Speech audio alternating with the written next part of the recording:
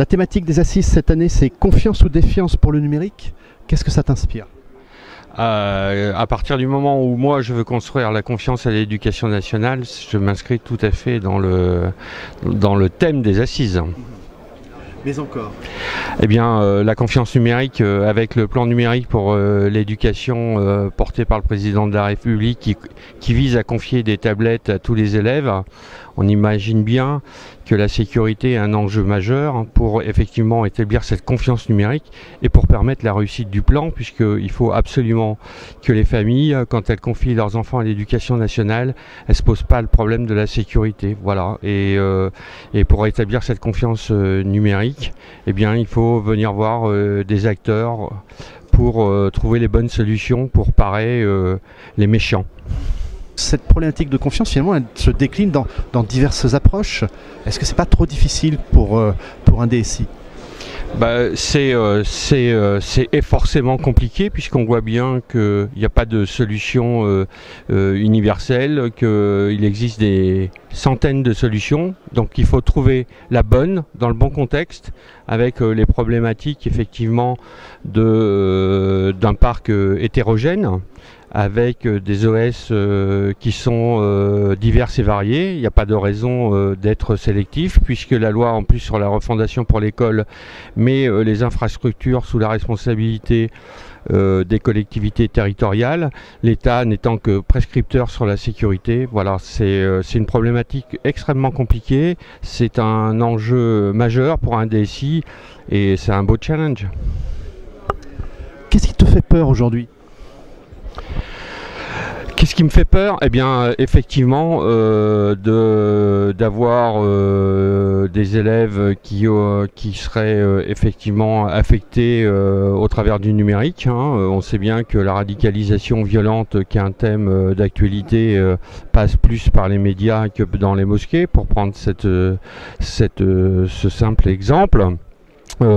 Je serais très affecté qu'on retrouve du matériel pédopornographique sur des tablettes d'enseignants, et donc il faut se donner tous les moyens pour que ces mots, ça existera.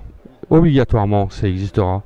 Mais un DSI doit, en tout cas pour sa conscience, faire en sorte de sensibiliser, puisque la sécurité c'est déjà un aspect pédagogique, et ensuite avoir tenté de mettre tous les outils pour parer, voilà, ces addictions, et voilà, c'est un vrai défi. C'est très difficile, puisque en règle générale, pour avoir démasqué un proviseur adjoint pédophile, c'est des gens qui appartiennent à des réseaux et qui connaissent toutes les parades. Voilà. Donc, mais dans la vie, on fait toujours des erreurs, et il faut rappeler que tout fonctionnaire qui constate un délit doit le dénoncer et non pas se taire. Quels sont tes enjeux de sécurité pour l'année à venir ?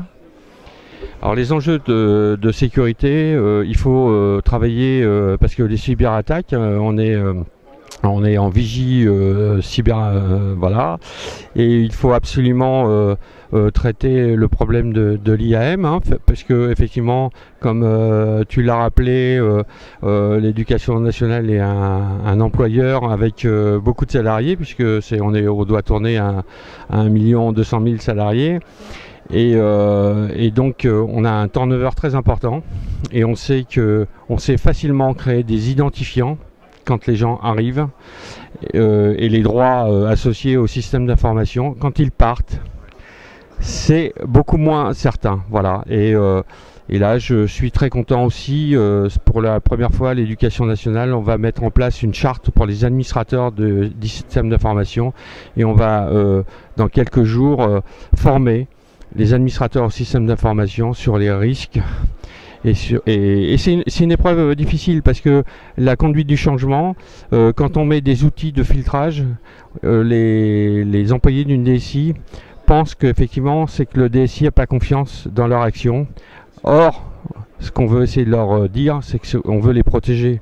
Parce que si on a une traçabilité de toutes les actions qui sont menées par les informaticiens, pour faire simple, eh bien, on peut faire la preuve que c'est pas eux qui sont à l'origine d'un détournement de fonds, de consultation de sites inappropriés, j'en passe et des meilleurs.